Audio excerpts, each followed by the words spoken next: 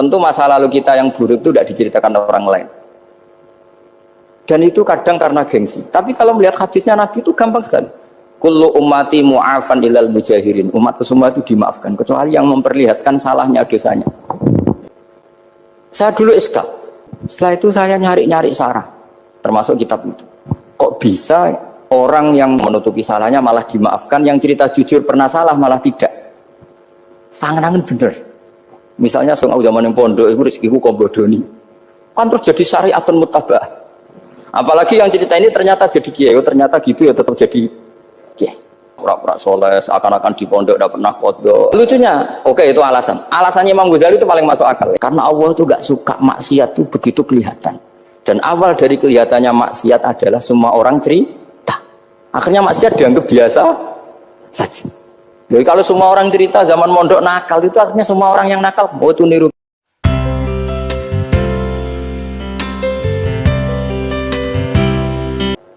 Nah lagi-lagi kebetulan kita sebelum ngaji Imam Syafi'i sudah seperti itu.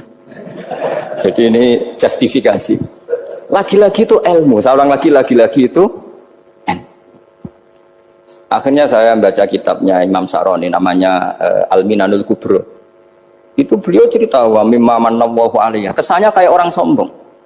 Tapi sebetulnya yang sopan itu yang sombong karena Imam Syaroni bilang, kamu harus memaklumatkan diri kalau antum minal ulama il amilin. Kamu termasuk ulama yang amilin. Terus ditanya sama orang-orang, bagaimana kalau nyatanya enggak? Kamu tadi subuh sholat, iya saya sholat. Kamu tadi zuhur sholat, iya saya sholat. Kenapa ketika kamu maksiat ingat terus, ketika kamu taat tidak ingat? Berarti kamu anggap Allah itu menyesatkan kamu tok, tidak pernah ngasih hidayah sama kamu. Pas delok rondo ning dalan kok maksiat, bar sholat atau syukur, bar zuhur atau syukur berasa. Berarti kan nyifati Allah, hari ini Allah ngasih saya maksiat. Sementara lupa kalau Allah ngasih sholat zuhur, sholat asar, sholat maghrib, sholat. Oh sudah di situ Al-Minanul Kubro, orang itu soleh semua. Nah saya itu termasuk orang yang didikte oleh kitab, terbentuk oleh kitab Al-Minanul Kubro. Jadi di situ hidup itu enak semua. Makanya saya itu masih ingat dialeknya dua orang alim. Nggak perlu saya sebutkan, ini agak sensitif karena ceritanya itu ada anaknya kiai mau nyalek. Karena dia anaknya kiai tanya, Mbah, dalilnya nopo nanti yang kepengen jadi jabatan, mencari jabatan itu sah. Kalau yang jawab tak sebut gak apa-apa namanya. Jawabnya Mbah Mun, oleh gak apa-apa. Nabi Yusuf juga ada jabatan. Terus beliau baca qalat alni ala khuzainil ardi ini khafifun alim. Nabi Yusuf juga ada jabatan ya Rabb. Didebat sama orang alim. Itu Nabi Yusuf, syariatnya itu mansukhoh bi syariati Rasulullah Muhammad SAW. Setelah tamunya pulang, Mbah Mun dibantah gitu. Dari Mbah Mun gini bilang, anut kiai wae oleh pemenang anut nabi. Sama singkat kalimatnya. Anut kiai wae oleh pemenang anut. Artinya Nabi Yusuf kan minta jabatan ij'alni ala khuzainil ard. Jadi akhirnya semenjak itu fikih-fikih ilmu tadi saya ulang lagi. Akhirnya saya cari, termasuk saya disuruh bangun. Saya golekno dalile nak wong soleh kok oleh jabat. Katengku, wong dalil kok diorder saya ya sempat. Ternyata saya cari-cari ya tadi am yahsudunan nasa alama atahum wa min fadlillah faqad ataina ala Ibrahim alkitab wal hikmata wa atainahum mulkan azim. Keluarga Nabi Ibrahim di antara sifat yang disebutkan Allah adalah dikasih mulkan azim. Sebab itu akhirnya kiai Indonesia itu mazhabnya Syafi'iyah semua. Politik ya kerso, jabat ya kerso, proposal ya kerso. Saya ini maksud saya ini yang menyelamatkan ilmu. Kalau orang khusyuk pasti gedeng. Kiai kok gelem proposal, kiai kok para pejabat. Tapi orang ilmu setuju. Nah saya nggak tahu setujunya itu bawaan ilmu apa bawaan nafsu tadi itu yang mulai saya data. Nah kalau saya kan bawaan ilmu saya baca. Itu bedanya saya dengan Mas Nadif jadi bawaan baca. Karena kemarin saya dibully habis-habisan di Kudus. Saya tidak punya kesempatan bicara di menantunya Neng Mu'ah ya. Wah ini kurang ajar betul orang ini kata saya. Tapi saya nyari sisi positifnya. Kalau saya dibully kan saya madlum. Orang madlum gampang jadi wali. Yang dia bully berarti zalim ya sudah berarti wali saya gitu. Nah supaya dia juga wali sekarang tak bully supaya impas gitu. Jadi ini nolong beliau. Jadi saya 22 hari itu kalau habis subuh ke rumah sakit, tapi kalau asar pulang ngajar. Ya begitu terus. Karena mbah-mbah saya itu sukanya ilmu Masya Allah. Karena ilmu itu penting. apapun pakemnya para wali itu kalau diingatkan secara ilmu itu terus kayak runtuh. Saya berkali-kali mencontohkan dan itu valid, data itu valid. Sufyan bin Uyainah itu orangnya khusyuknya Masya Allah, gurunya Imam Syafi'i, gurunya Imam Malik. Itu beliau menceritakan dalam kitab Khilyatul Auliya, Nabi Isa itu senengannya itu ceria sekali. Nabi Yahya itu senengannya bersengut, abusan, suka kayak takut akhirat, takut penyakit. Tapi bukan takut corona, enggak ya, jelas kan. Saya akhir-akhir ini fatwa, sekarang jangan baca Uwais Al-Qarani, tapi Al-Qarni. Meskipun saya tahu ada yang baca Qarani di kitab-kitab, ada yang baca Qarni. Tapi sekarang wajib dibaca Al-Qarni sementara. Sekali dibaca Al-Qarani itu nisbatun ilah. Iya, jadi makanya ini untuk sementara dibaca, ngikuti yang baca Uwais Al-Qarni. Meskipun di sarah-sarah, apa di Fathir Ra' wakilah di sukun, ya sudahlah sekarang harus ijma dulu Al-Qarni ya, karena kalau Al-Qarani itu akhirnya Nabi Isa ditegur sama Nabi Yahya. Mali aroka dohikan ka'anna kata manumin makrillah. Saya melihat kamu kok suka tertawa, seakan-akan kamu merasa aman, tidak kena azabnya Allah.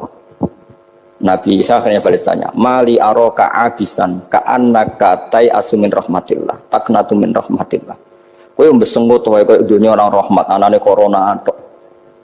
Padahal ya ono mangan, ono guyon, ono nikmat. Dan itu figur besar, akhirnya kita tahu. Dan saya sering cerita juga, setiap dakwah itu Nabi Isa nyari syirarun nas, Nabi Yahya cari khiyarun nas. Tentu alasan Nabi Yahya gampang, berteman orang baik itu baik lah, nyaman, terus akibatnya juga baik. Nabi Yahya enggak. Limada tanzilu ala syirarin nas. Kenapa kamu singgahnya ke orang-orang yang buruk? Ana tabibun udawil marto. Saya ini dokter, tentu menyembuhkan yang sakit. Akhirnya terus di Indonesia banyak kiai yang kancanan orang fasik ya banyak. Tapi ya tentu yang benar itu yang mensolehkan yang fasik. Yang mesti salah yang menjadi fasik karena ketularan yang. Tapi itu lagi-lagi apa? Ilmu yang bisa menjadikan kita percaya itu ilmu.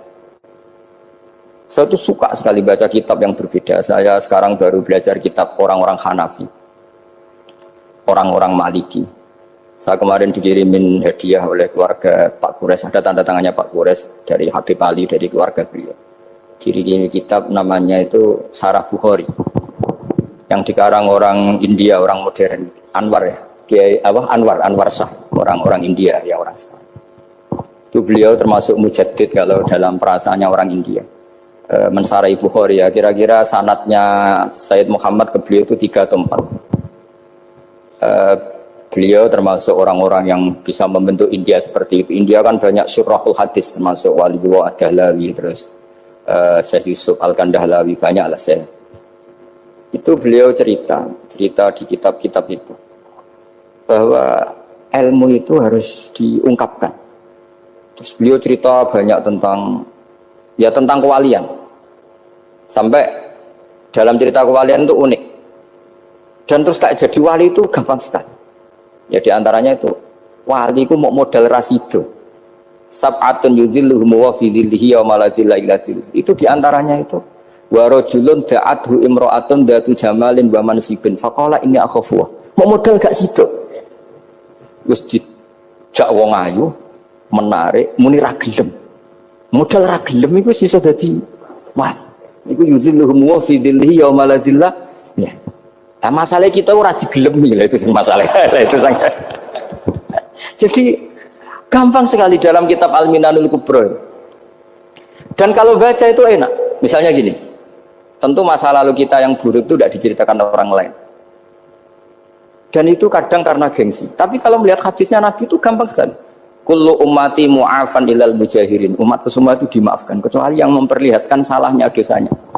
Jadi nggak boleh kalau sampean sekolah nggak naik kelas cerita anaknya. Kalau saya dulu nggak naik kelas, kalau punya utang koperasi tidak pernah bayar, nggak boleh cerita seperti itu. Kalau ditanya, bapak dulu pinter nggak? Oh pinter sekali. Harus bilang gitu, pinter sekali. Pernah ranking pak, ranking sekali sudah nggak apa-apa itu. Meskipun dengan makna yang lugawi ya. Saya dulu iskal. Kan nyun sewu saya ini sering diparani orang yang mau tobat, tercerita Gus saya dulu sering main perempuan, sering mabuk, tapi sekarang saya mau tobat gini-gini.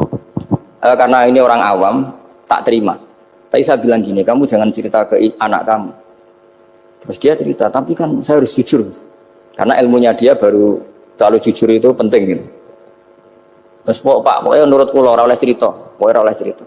Ya Gus, oke nurut. Setelah itu saya nyari-nyari sarah termasuk kitab itu. Kok bisa orang yang yang tidak mujahirin, orang yang menutupi salahnya malah dimaafkan, yang cerita jujur pernah salah malah tidak.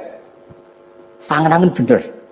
Misalnya seorang bapak cerita, "Cung aku dhisik nak pacaran tak ambung." Misalnya, anaknya mesti suatu saat kan dia puber. Mesti nak ngambung niru bapak ya. Nah kalau yang cerita itu ribuan atau jutaan, cung aku zaman yang pondok itu rezekiku kombodoni, kan terus jadi syariatun mutabah. Apalagi yang cerita ini ternyata jadi kiai, ternyata gitu ya tetap jadi kiai.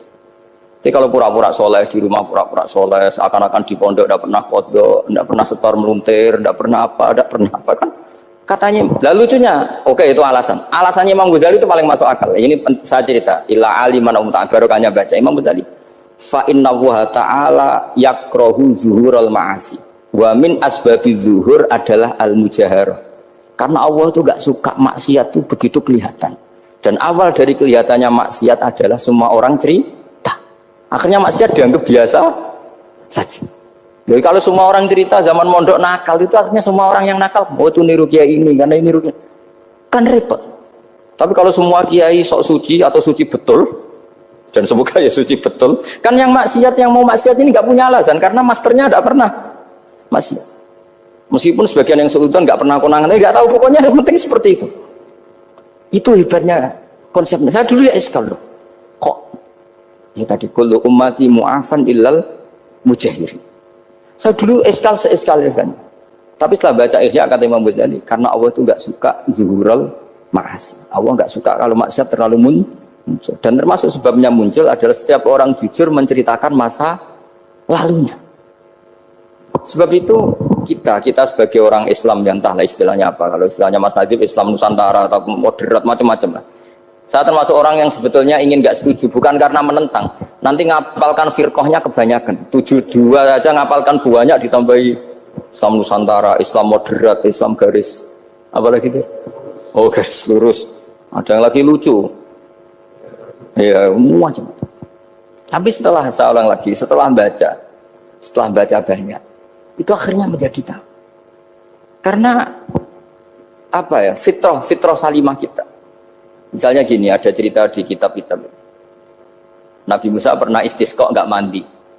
Kan nggak terima, dia seorang nabi kok istisqa nggak mandi. Saya ini kali muka ya Allah, kenapa doa saya nggak mandi? Terus kata Allah, inna fihim namaman, di antara yang berdoa sama kamu yang istighosa kubro itu ada yang namaman, tukang ngadu itu. Nabi Musa ngajarin Tuhan, ya Allah kan gampang, kasih tahu dia siapa tak usir supaya tidak ikut istighosa, akan selesai. Terus jawab pangeran lucu. Saya ini Tuhan, anha anin namimah. Saya ini Tuhan yang mengharamkan namimah. Maka saya tidak akan nama. Anha anin namimah wa akunu namaman. Saya ini mengharamkan hadu-hadu kok terus. Dudono sing kan ya sudah Gusti kalau gitu. Lalu solusinya gimana ini? Nanti solusinya gimana Tuhan? Ya sudah kamu nyari hamba saya yang namanya ini. Cari sama Nabi Musa. Ketemu orang namanya hitam. Makanya saya sama Mas Nadiem itu sungkan karena di antara wali itu ada yang hitam. Oh hitam terus nggak apa-apa ini biar impas, biar saya sampean bisa jadi wali karena madlum kan. Itu ketemu. Setelah ketemu sama-sama nur. Anta bareh, ya saya bareh. Terus anta Musa, ya saya Musa. Kenapa kamu tahu? Dikasih tahu Allah. Ini karena sama satu nabi, satu wali. Terus saya ini mau istisqa gak mandi, tapi sama Allah disuruh minta doa sama kamu.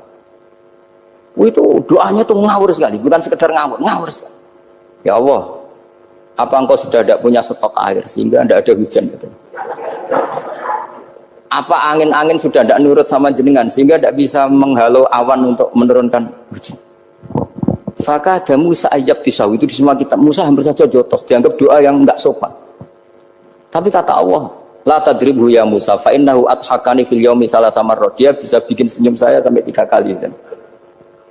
Lu soal mereka maksiatuhum la tadurruka. Maksiat mereka itu tidak ngefek ke engkau kok jenengan pertimbangkan. Maksiatuhum la tadurruka.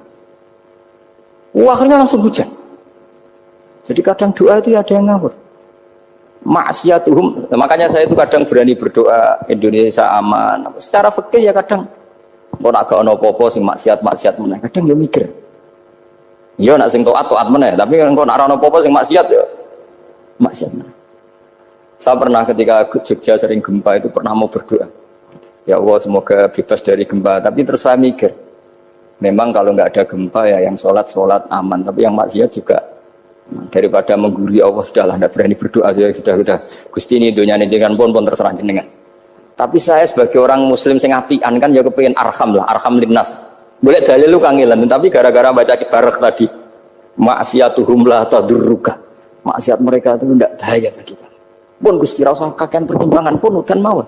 Udan langsung. Lagi-lagi karena baca.